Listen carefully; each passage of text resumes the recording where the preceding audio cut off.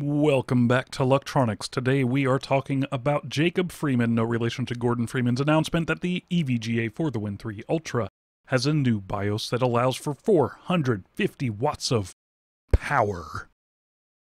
Ooh, let's go.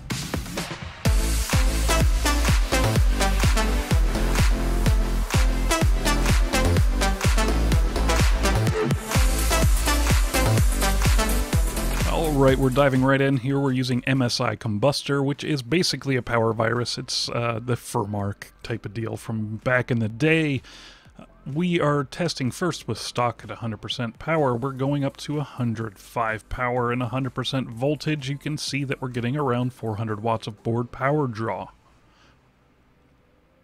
And we know that if we flash the BIOS, according to Jacob Freeman's instructions, we should be able to get up to 450, but I have a 750 watt power supply. Uh-oh!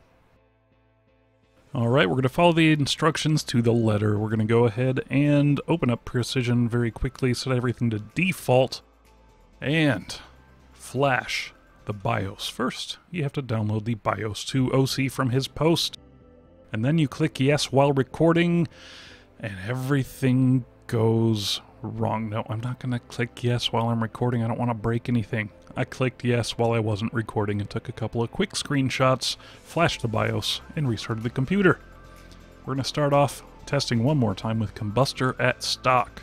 Board power draw well under 400 watts, which is what we're expecting. We go up to 105, which used to be the limit. And we're getting 400 watts or so, actually a little bit more than the 105 on the previous BIOS. But this BIOS allows us to go all the way to 118% power. Will this give us 450 watts? Oh, it gives us 450 watts of board power draw. This is going to be great when it comes to water cooling. So let's test this out in 3D Mark, of course. They have an update, so we do the right thing and we update to make sure we have all the latest files. We compare it to our old scores. Alright, first we're not going to go for score, we're just going to check to make sure things are working with FPS Mon on the left side. We have EVGA Precision X1 closed now, but we pushed everything up to 118% plus 100 voltage, and we're going to go ahead and see how everything works. And wait a second. There's sound. Friggin' demo mode always turns on every time you reinstall. Stop doing that, 3D Mark. Okay, now we're actually going to go through the test one full time, validate everything, make sure it works.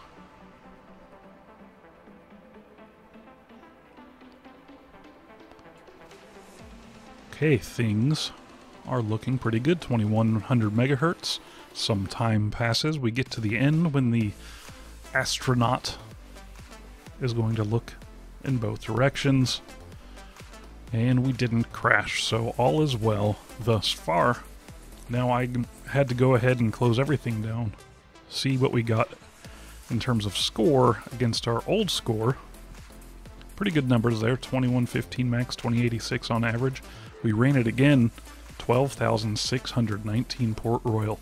That, without any real effort apart from turning off my recording programs and such, is the highest score I've gotten in Port Royal so far. So the power limit increase works. Average clock 2090 megahertz, highest clock 2115. Once we have some water on this thing, we're going to get some real good numbers. We're going to compare real quick to 9900Ks, which is what I have in this system, in RTX 3080s in Port Royal. And you can see that we're not near the top. We're on number 31. We're probably more like number 10, but some jerks keep all of their scores in there. 12,619. My previous best was 12,479 with this card. Average then was 2064. Same high, but 2064 is considerably lower than the 2090 average clock frequency we're getting. And here's a pro tip. If you don't want to be a jerk and have your name occupying all the top friggin' slots, no good overclocker does that. You go into my results, you look at all the old junk that you don't want anymore, because you're not a jerk face, and you click delete. As Blockbuster once said, be kind, delete your freaking extra 3D Mark scores. That'll do it for electronics for the day. If you have a 4013 Ultra, grab that new BIOS at the link in the description.